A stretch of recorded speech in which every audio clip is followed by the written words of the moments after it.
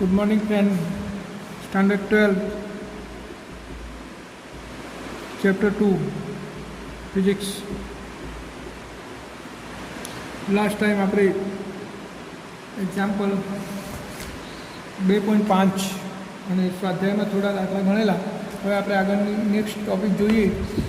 બાહ્ય વિદ્યુત ક્ષેત્રમાં ડાયપોલની સ્થિતિ ઉર્જા. બાહ્ય વિદ્યુત ક્ષેત્રમાં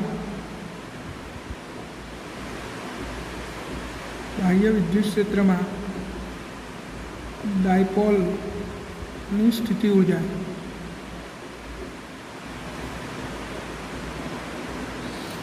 આની આગળ આપણે થિયરી જોયેલી બાહ્ય વિદ્યુત ક્ષેત્રમાં તંત્રની સ્થિતિ ઉર્જા, અને આ આપણો ટોપિક છે બાહ્ય વિદ્યુત ક્ષેત્રમાં ડાયપોલની સ્થિતિ ઉર્જા. તો આ બંને એક જ વસ્તુ થઈ. ડાયપોલ પણ એક તંત્ર જ છે બે વિદ્યુતભારોનું. તો આપણે આગળ જે થિયરી ભણી ગયા છીએ એના એ જ થિયરી છે, પરંતુ આપણે આને થોડી અલગ રીતે સમજવાની છે. તો સૌથી પહેલાં ડાયપોલ કોને કહેવાય? તો આપણે ભણી ગયા છે ડાયપોલ કોને કહેવાય? તો એકબીજાથી પરિમિત અંતરે રહેલા સમાન અને વિજાતીય વિદ્યુતભાર વડે બનેલું તંત્ર.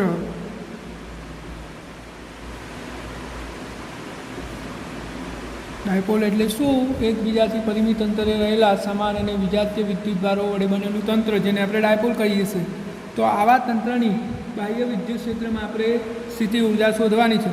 તો આપણે બાહ્ય વિદ્યુત ક્ષેત્ર અહીંયા દર્શાવી દઈએ. આ બાહ્ય વિદ્યુત ક્ષેત્ર સમાન વિદ્યુત ક્ષેત્ર E છે.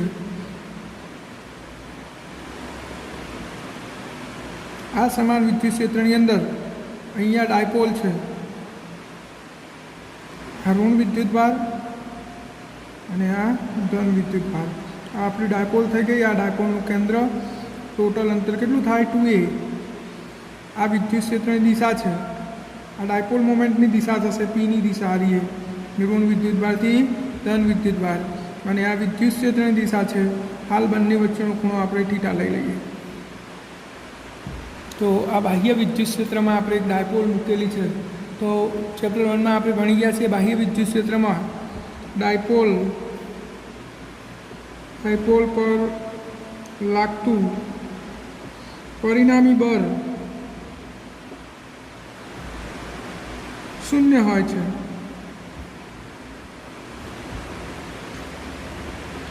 પરંતુ ટોર્ક લાગે છે. કેટલું? P બરાબર ટોર્ક બરાબર P ક્રોસ E, એટલે કે ટોર્ક બરાબર PE સાઇન થીટા જેટલું ટોર્ક લાગે છે. આ ટોર્ક જો ડાયપોલ વિદ્યુત ક્ષેત્રને સમાંતર ના હોય તો ડાયપોલ વિદ્યુત ક્ષેત્રને સમાંતર ના હોય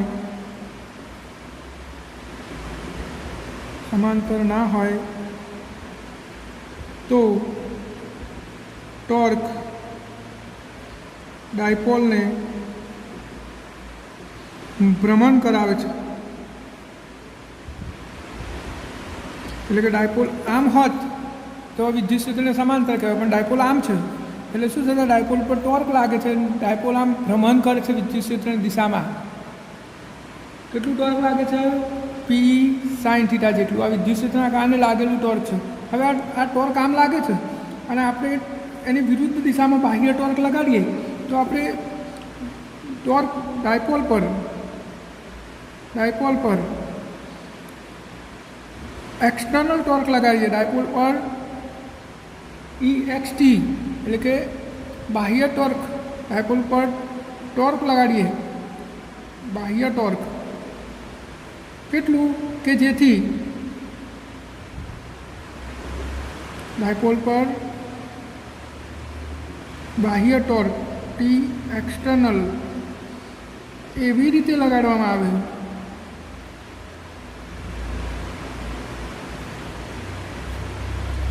આવે કે જેથી પરિણામી ટોર્ક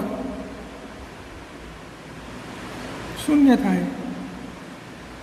એટલે કે જેટલું ટોર્ક વિદ્યુત ક્ષેત્રના કારણે લાગે છે એટલું ટોર્ક આપણે બહારથી આમ લગાડીએ તો પરિણામી ટોર્ક કેટલું થઈ જાય? શૂન્ય થઈ જાય. હવે ટોર્ક શૂન્ય થઈ ગયું તો આની પર લાગતું પરિણામી ટોર્ક શૂન્ય છે તો એનો પ્રવેગ શું થઈ જશે? શૂન્ય.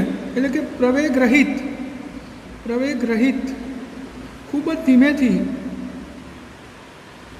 જ ધીમેથી ડાયપોલને થીટા 0 થી થીટા જેટલું ભ્રમણ આપવામાં આવે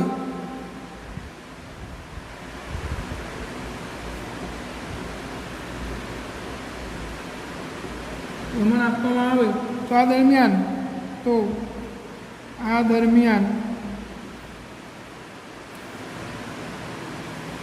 બાહ્ય ટોર્ક વડે થયેલ કાર્ય આપણે ગણવું છે તો W બરાબર integral of toe D theta થાય. થીટા 0 થી થીટા તો ઇઝ ઇક્વલ ટુ સંકલનમાં થીટા 0 થી થીટા ટોની કિંમત P સાઇન થીટા અને ડી થીટા. હવે આપણે સંકલન કરી દઈએ તો W બરાબર P અચર E અચર સાઇન થીટાનું સંકલન શું થાય? Minus cos theta. લિમિટ શું છે? થીટા 0 થી થીટા. લિમિટ મૂકી દઈએ તો PE માઇનસ કોમન લઈ લીધું તો cos theta minus cos theta 0. આટલું કાર્ય થશે. આ કાર્ય હવે આપણે આ ડાયપોલને આટલે હતી થીટા 0 અને આપણે આમ લાયા તો કાર્ય થયું. આ કાર્ય ડાયપોલને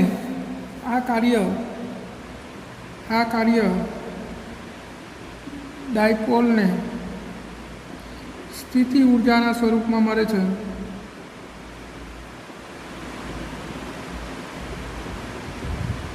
હવે જુઓ આપણે એને છોડી દઈએ. આ આપણે કાર્ય કર્યું, આમ હતી ડાયપોલ એને આમ લઈ ગયા કે આમ લઈ ગયા.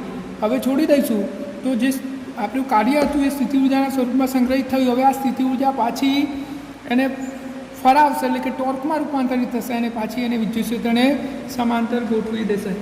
હવે ગમે તે એક જગ્યાની સ્થિતિ ઊર્જા યાદચ્છિક રીતે આપણે શૂન્ય ગણી શકીએ. અને કઈ જગ્યાની સ્થિતિ ઊર્જા શૂન્ય ગણીશું તો થીટા 0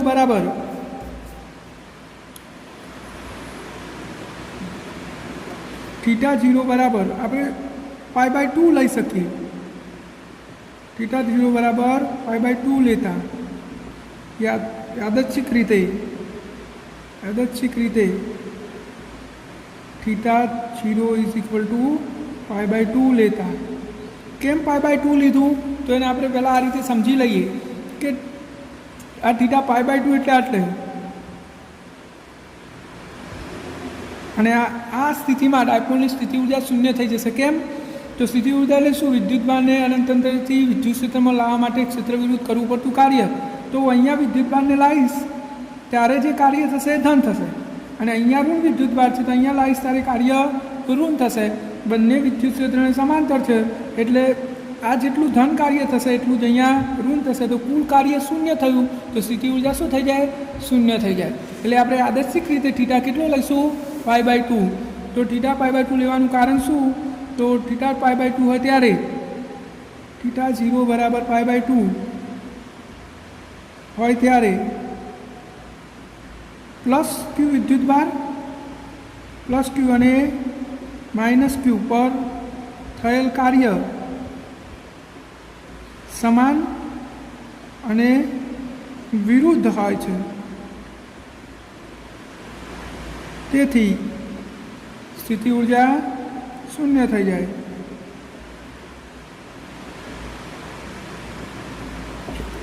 તો તમને આટલી ખબર પડી ગઈ હશે બાહ્ય વિદ્યુત ક્ષેત્રમાં સ્થિતિ ઊર્જા. તો બાહ્ય વિદ્યુત ક્ષેત્રમાં ડાયપોલની સ્થિતિ ઊર્જા આપણે શોધવાની છે. હવે ડાયપોલ એક તંત્ર જ છે તો આપણે આગળ એક આ થિયરી ભણી ગયા છીએ કે બાહ્ય વિદ્યુત ક્ષેત્રમાં તંત્રની સ્થિતિ ઊર્જા. પરંતુ આપણે આને થોડી અલગ રીતે સમજી રહ્યા છીએ. તો ડાયપોલ એટલે શું? તો આપણે એની ડેફિનેશન આપી દીધી. એકબીજાથી પરિમાણ રહેલા બે સમાન અને વિજાતીય વિદ્યુતભારો વડે બનેલું તંત્ર. ડાયપોલ પર લાગતું પરિણામી બળ શૂન્ય હોય છે, પરંતુ ટોર્ક લાગે છે કેટલું? ટોર્ક બરાબર P sin θ જેટલું. જો ડાયપોલ વિદ્યુત ક્ષેત્રને સમાંતર ના હોય તો ટોર્ક ડાયપોલને ભ્રમણ કરાવે છે અને વિદ્યુત ક્ષેત્રને સમાંતર ગોઠવે છે.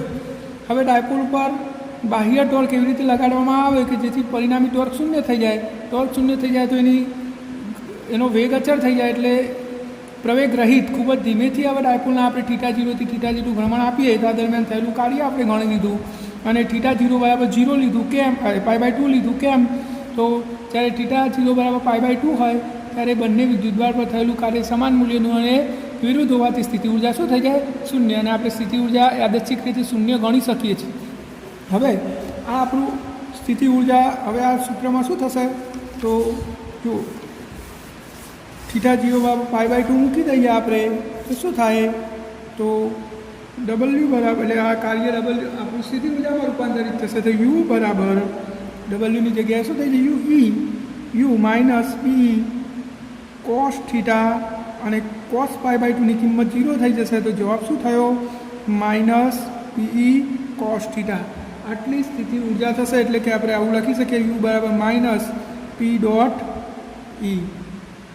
તો આ આપણી સ્થિતિ ઉર્જા થઈ. પરંતુ આપણે આ સ્થિતિ ઉર્જા તંત્રની બાહ્ય વિદ્યુત ક્ષેત્રમાં તંત્રની સ્થિતિ ઉર્જા એક અલગ રીતે ગણી હતી. કઈ રીતે ગણી હતી? તો આપણે અહીંયા બાહ્ય તંત્રમાં બાહ્ય ક્ષેત્રમાં તંત્રની સ્થિતિ ઉર્જા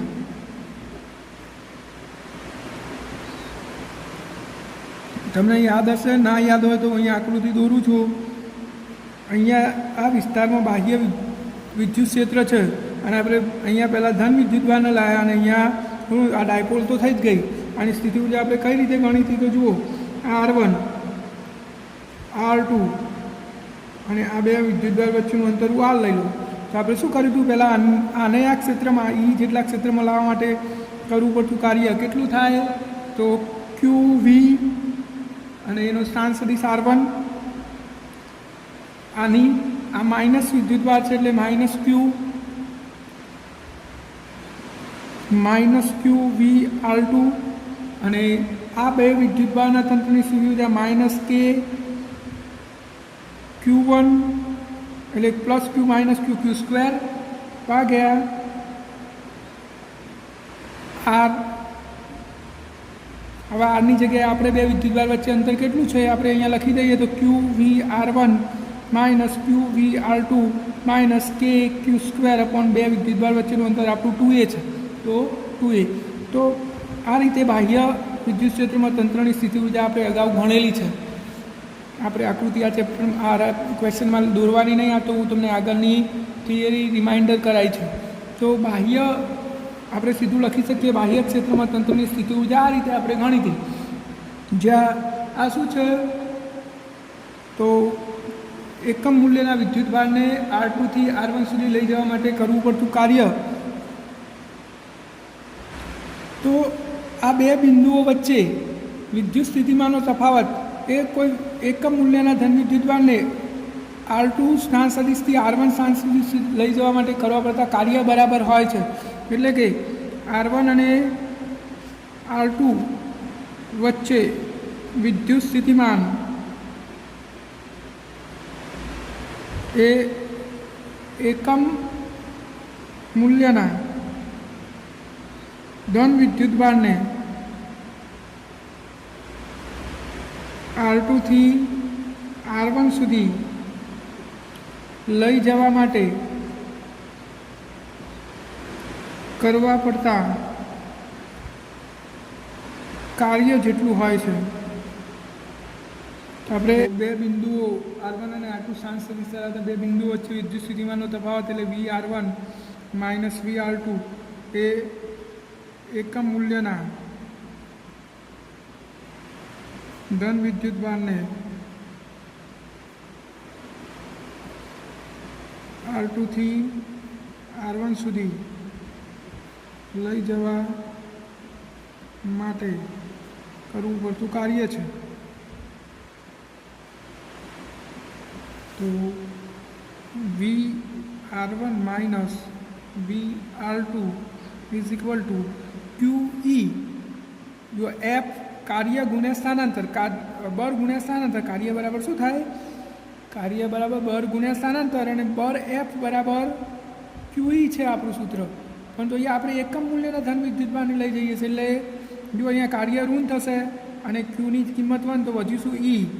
સ્થાનાંતર, તો સ્થાનાંતર વિદ્યુત ક્ષેત્રની દિશામાં કેટલું થયું એ આપણે જોવું પડે. તો વિદ્યુત ક્ષેત્રની દિશામાં સ્થાનાંતર એટલું થશે, અહીંયા આપણે આકૃતિમાં જોઈ શકીએ છીએ. જો અહીંયાથી વિદ્યુતભારને આપણે અહીંયા લાવ્યા છીએ, પરંતુ આ સ્થાનાંતર વિદ્યુત ક્ષેત્રની દિશાનું નહીં, વિદ્યુત ક્ષેત્રની દિશા તો આ છે આમ, તો આટલેથી આટલે સુધીનું આ દિશાનું સ્થાનાંતર કેટલું થાય? તો જો આખું અંતર 2a અને આ આપણો થીટા છે, તો આ 2aનો આ ઘટક 2a cos થીટા થાય, તો આપણું વિદ્યુત ક્ષેત્રની દિશાનું સ્થાનાંતર કેટલું થયું? 2a cos theta. તો જો બરમાં એફ બરાબર ક્યુની જગ્યાએ માત્ર ઈ, કારણ કે ક્યુની કિંમત 1 છે, અને સ્થાનાંતર કેટલું? 2a cos theta. હવે બે બાજુ ક્યુ વડે ગુણી દો તો આ ક્યુ VR1 minus VR2 is equal two minus E 2AQ cos theta. અને 2AQ બરાબર શું થાય? P થાય, P cos થીટા. તો અહીંયા આપણે આવું લખી શકીએ, માઇનસ આ cos થીટા કાઢી નાખીએ તો P ડોટ ઈ શાના બરાબર આવ્યું? ક્યુ VR1 માઇનસ VR2. આ રીએ કિંમત આપણે આપણા બાહ્ય ક્ષેત્રમાં સ્થિતિ ઊર્જાના સૂત્રમાં મૂકી દઈએ તો અહીંયા બાહ્ય ક્ષેત્રમાં સ્થિતિ ઊર્જાના સૂત્રમાં આપણે આ કિંમત મૂકી દઈએ તો આની જગ્યાએ શું થશે? તો યુ બરાબર માઇનસ પી ડોટ ઈ આના બરાબર, અને માઇનસ કે ક્યુ સ્ક્વેર અપોન 2a. આ આપણી સ્થિતિ ઊર્જા આવી. જુઓ, હવે આપણે જ્યારે ડાયપોલની સ્થિતિ ઊર્જા ગણી સૂત્રનો ઉપયોગ કરીને, તો સ્થિતિ ઊર્જા કેટલી આવી હતી? માઇનસ પી ડોટ ઈ જેટલી સ્થિતિ ઊર્જા આવી હતી આપણી. કેટલી આવી હતી? માઇનસ પી ડોટ ઈ. જ્યારે બાહ્ય ક્ષેત્રમાં તંત્રની સ્થિતિ ઊર્જાના સ્વરૂપે ગણી તો કેટલી આવી? માઇનસ પી ડોટ ઈ માઇનસ કે ક્યુ અપોન 2a. પરંતુ કે ક્યુ સ્ક્વેર અપોન 2a તો અચળાંક છે, એટલે કે તો અચળ છે, અને સ્થિતિ ઊર્જામાં અચળનું કોઈ મહત્ત્વ નથી. અગાઉ આપણે ચર્ચા કરી છે, એટલે કે એને ગણતરીમાં લો કે ના લો કોઈ ફરક નહીં પડતો. તો આ પદને આપણે ગણતરીમાં ના લઈએ તો યુ બરાબર માઇનસ પી ડોટ ઈ. તો આ ડાયપોલની બાહ્ય વિદ્યુત ક્ષેત્રમાં સ્થિતિ ઊર્જાનું સૂત્ર છે. તો તમારે આ ક્વેશ્ચનમાં કેવી રીતે તમે લખશો? તો પહેલાં તમે આ પેજ લખી લો, આખું પેજ તમારે લખી દેવાનું છે. પોઝ કરીને તમે લખી શકો છો. પછી આ આવી જશે એટલે સુધી. આ આકૃતિ દોરવાની નથી, સીધું જ તમારે આવું લખી દેવાનું કે બાહ્ય ક્ષેત્રમાં તંત્રની સ્થિતિ ઊર્જા કેટલી થાય? તો આપણે અગાઉ થિયરી ભણ્યા પ્રમાણે આટલી. અને અર્થ શું થાય કે R1 અને R2 વચ્ચે વિદ્યુત સ્થિતિમાનનો તફાવત એ એકમ મૂલ્યના ધન વિદ્યુતભારને R2 થી R1 સુધી લઈ જવા માટે કરવું પડતું કાર્ય જેટલું હોય છે. અને પછી તમે આ લખી દો, બધું જ લખી દો તો આપણું આ બાહ્ય વિદ્યુત ક્ષેત્રમાં ડાયપોલની સ્થિતિ ઊર્જાનું ક્વેશ્ચન એટલે પૂરું થાય છે. હવે આપણે જોઈએ સુવાહકોનું સ્થિત વિદ્યુતશાસ્ત્ર. આપણો નવો ટૉપિક છે સુવાહકોનું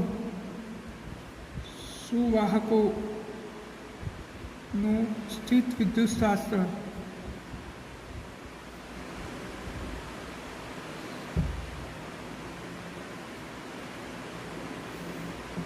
સુવાહકોનું સ્થિત વિદ્યુતશાસ્ત્ર.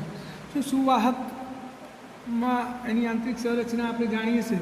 સુવાહકની અંદર શું હોય? તો લેટિસ બિંદુઓ પર ધન આયન હોય છે.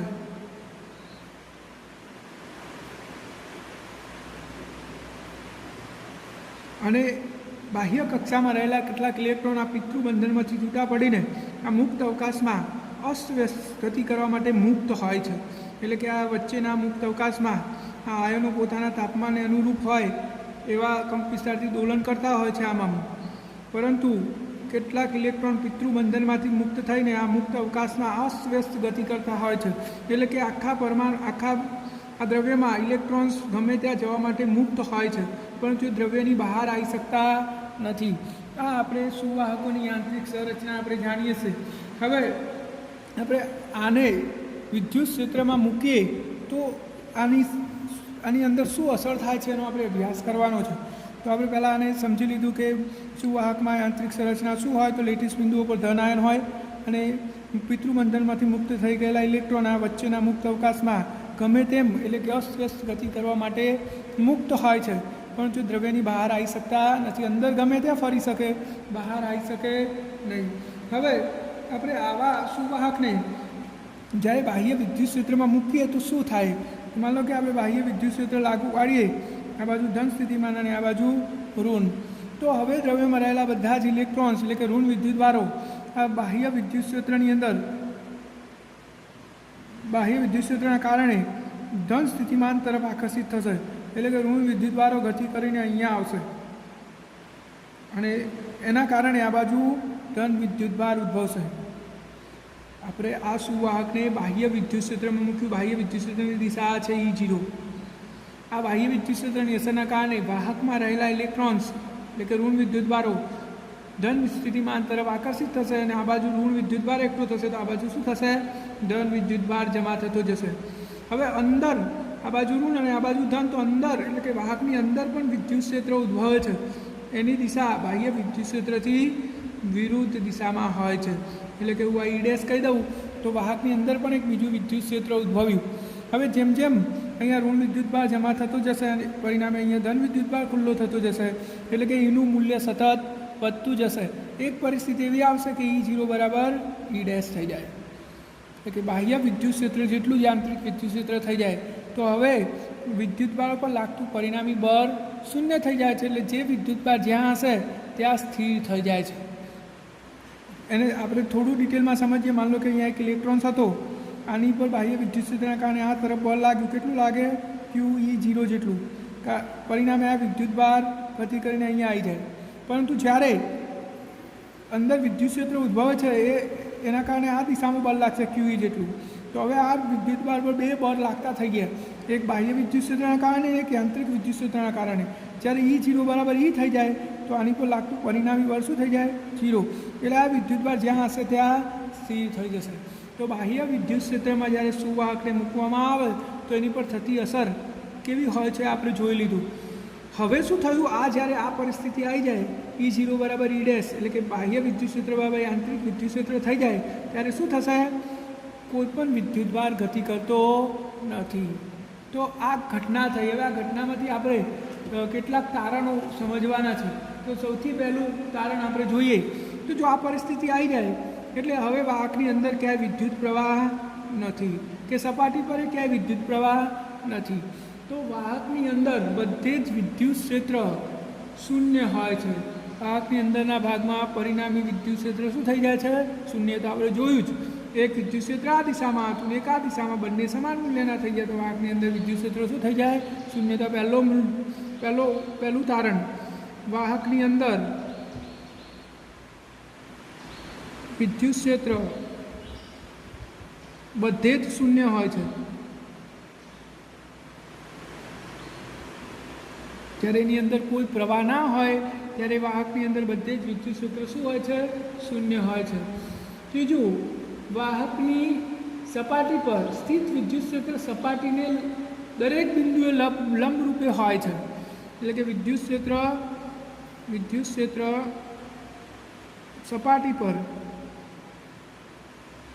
સપાટીને લંબ રૂપે હોય છે.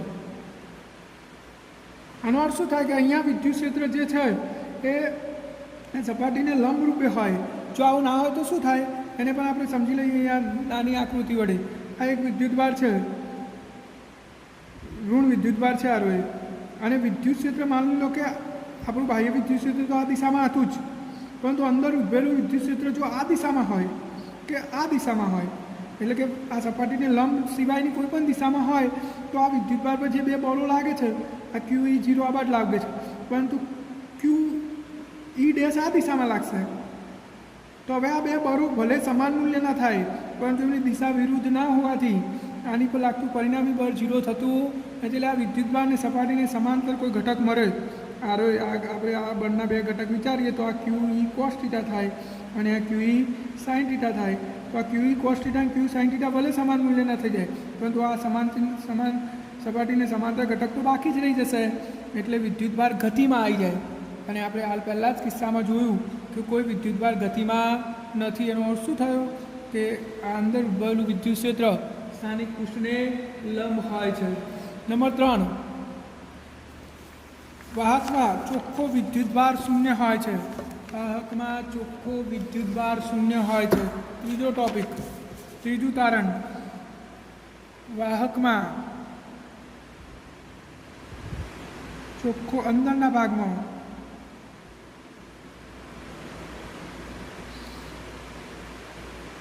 ચોખ્ખો વિદ્યુતભાર શૂન્ય હોય છે. વાહકની અંદર ચોખ્ખો વિદ્યુતભાર શૂન્ય હોય છે. જો આપણે જોયું અહીંયા ઋણ વિદ્યુતભાર આવ્યો તો, અહીંયા ધન આવ્યો તો. હવે આપણે વાહકની અંદર એક ગાઉસિયન પૃષ્ઠ દોરીએ તો ગાઉસિયન પૃષ્ઠમાં વિદ્યુત ક્ષેત્ર શું હતું? શૂન્ય. અને વિદ્યુત ક્ષેત્ર શૂન્ય હોય તો સિગ્મા અપોન એપ્સાઇલન 0 સૂત્ર પ્રમાણે આમાંથી પસાર થયેલું ફ્લક્સ એ 0 થાય, ફાઈ 0 થઈ જાય. ફાઈ 0 થઈ જાય તો ક્યુ પણ શું થઈ જાય? 0 થઈ જાય. વાહકની અંદર વિદ્યુત ક્ષેત્ર શૂન્ય છે તો ગાઉસના નિયમ પ્રમાણે આ પૃષ્ઠમાંથી પસાર થતું ફ્લક્સ એ 0 થાય. ફ્લક્સ 0 થાય તો વિદ્યુતભાર શું હોય? શૂન્ય હોય છે. આ ત્રીજું તારણ. ચોથું, વાહકની અંદર બધે જ વિદ્યુત સ્થિતિમાન સપાટી જેટલું જ હોય છે. એટલે કે અંદરના વિસ્તારમાં વિદ્યુત ક્ષેત્ર શૂન્ય છે, પરિણામે વિદ્યુત સ્થિતિમાન કેટલું હોય? જેટલું સપાટી પર હોય એટલું ને એટલું. આપણે આગળ ચર્ચા કરી છે કે વિદ્યુત સ્થિતિમાન એ વિદ્યુત ક્ષેત્ર વિરુદ્ધ કરેલું કાર્ય છે, પરંતુ જો અંદર વિદ્યુત ક્ષેત્ર જ ના હોય તો વધારાનું કાર્ય થતું નથી. અને વધારાનું કાર્ય ના થાય તો વિદ્યુત સ્થિતિમાન જેટલું સપાટી પર હોય એટલું ને એટલું જ હોય છે. અને વિદ્યુત ભારિત સપાટી પર, હવે આ સપાટી પર વિદ્યુત ક્ષેત્રનું મૂલ્ય 5 નંબર, સપાટી પર વિદ્યુત ક્ષેત્રનું મૂલ્ય E બરાબર sigma upon epsilon 0 N cap જેટલું હોય છે. જ્યાં એન કેપ એ સપાટીને લંબ એકમ સદિશ છે. એટલે આપણે કોઈ ગોરો ધ્યાનમાં લઈએ આમ તો અહીંયા વિદ્યુત ક્ષેત્ર કેટલું હોય? તો sigma upon epsilon 0 N cap. N cap એ આ સપાટીને લંબ દિશાનો એકમ સદિશ છે. આપણે આ સાબિત પણ કરી શકીએ. માની લો કે અહીંયા આપણે આ ગોરાનું વિદ્યુત ક્ષેત્ર શોધવું છે તો અહીંયા હું એક નળાકારીય ગાઉસિયન પૃષ્ઠ વિચારી લઉં. નળાકારીય ગાઉસિયન પૃષ્ઠ છે આપણું, જેનું આડછેદનું ક્ષેત્રફળ આ ડેલ્ટા એસ જેટલું છે. અડધો નળાકાર વાહકની અંદર છે અને અડધો નળાકાર વાહકની બહાર છે. હવે આપણે જોયું કે વિદ્યુત ક્ષેત્ર તો સ્થાનિક પૃષ્ઠને લંબ જ હોય, એટલે આ દિશામાં વિદ્યુત ક્ષેત્ર હોય. તો હવે આપણે આ નળાકારની બધી સપાટીના ફ્લક્સ શોધી દઈએ. તો જુઓ, પહેલાં આર્ય ફ્લક્સ શોધો. તો ફાઈ બરાબર ઈ એ કોસ થીટા સૂત્ર છે આપણું ફ્લક્સનું. તો ઈ એ કોસ થીટા, હવે થીટા કેટલો થશે? તો ઈ અને એ વચ્ચેનો ખૂણો. તો આપણું ઈ આ દિશામાં છે, ઈ આ દિશામાં થશે અને એ એટલે આનું આડછેદનું ક્ષેત્રફળ આ દિશામાં થશે. તો બે વચ્ચેનો ખૂણો કેટલો થયો? π/2.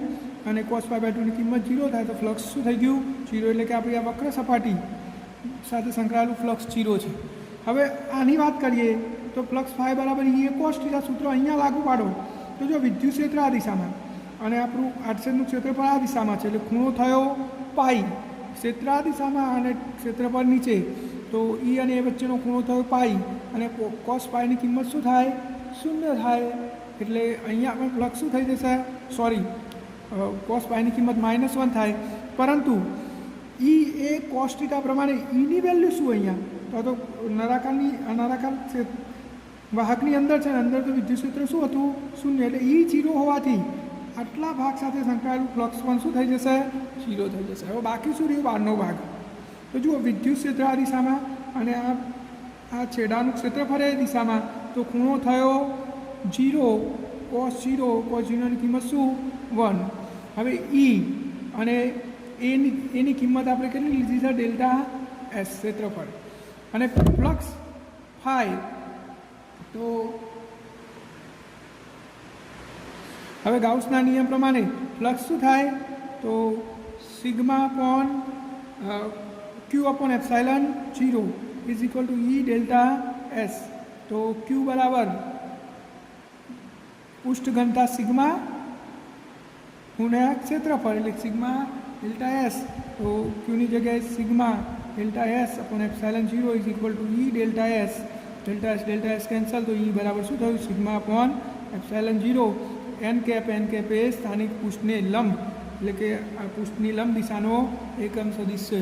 તો વિદ્યુત ક્ષેત્ર કેટલું આવ્યું sigma upon epsilon 0 N cap કઈ દિશામાં હોય તો પૃષ્ઠને લંબ જ હોય છે. તો આ પાંચમો મુદ્દો થયો. હજુ આપણે થોડું ડિટેલમાં સમજી લઈએ કે કોઈ પણ વાહક પર જો વિદ્યુત ભાર મૂકવામાં આવે બહારથી કે ગમે તે આકારનું વાહક હોય તો આ વિદ્યુત ભાર એવી રીતે પ્રેરિત થાય છે કે એની સપાટી પર સ્થિર હોય, સપાટી પર એનું સમાન વિતરણ થઈ જાય છે. સુવાહક સપાટી પર તમે આ એક ચોરસ છે તો અહીંયા વિદ્યુતભાર તમે ભલે અહીંયા મૂકતા જાઓ પણ આ વિદ્યુતભાર સપાટી પર સમાન રીતે વિતરિત થઈ જાય છે અને સ્થિર થઈ જાય છે. તો આપણે અહીંયા 5 મુદ્દા જોયા. નંબર 1, સુવાહકને બાહ્ય વિદ્યુત ક્ષેત્રમાં મૂકવામાં આવે તો શું થાય? વાહકની અંદર બધે જ વિદ્યુત ક્ષેત્ર શૂન્ય હોય છે. વિદ્યુત ક્ષેત્ર સપાટી પર સપાટીને લંબરૂપે જ હોય છે. લંબરૂપે ના હોય તો શું થાય? સપાટીની સમાંતર ઘટક મળે અને વિદ્યુતભાર ગતિમાં આવે, પરંતુ વિદ્યુતભાર ગતિમાં નથી.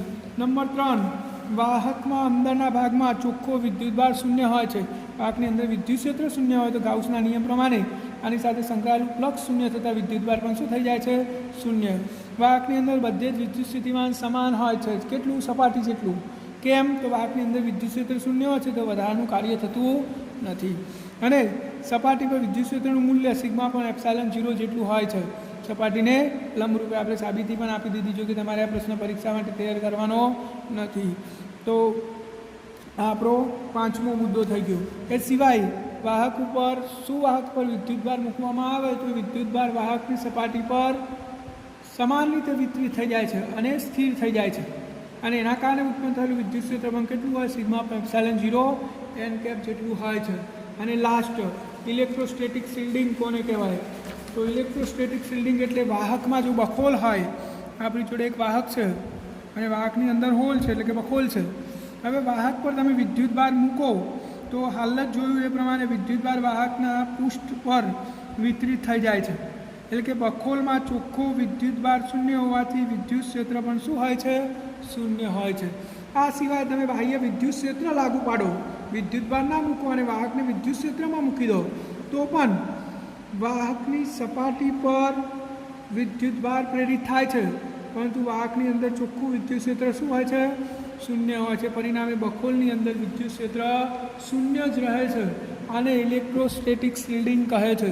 એટલે કે આપણે આ એક બખોલમાં હોય તો ત્યાં વિદ્યુત ક્ષેત્રની અસર પહોંચતી નથી. દાખલા તરીકે ચોમાસાની અંદર આપણે ગાડીમાં હોય તો બહાર વીજળી કટાકા થતા હોય તો આપણે ગાડીની અંદર થઈએ એટલે કે બખોલમાં છીએ, અને જ્યારે પણ ઉપરથી વીજળી આવે એટલે કે વિદ્યુત ક્ષેત્ર પ્રસ્થાપિત થાય તો વિદ્યુત ક્ષેત્ર આ ગાડીના પૃષ્ઠ ઉપર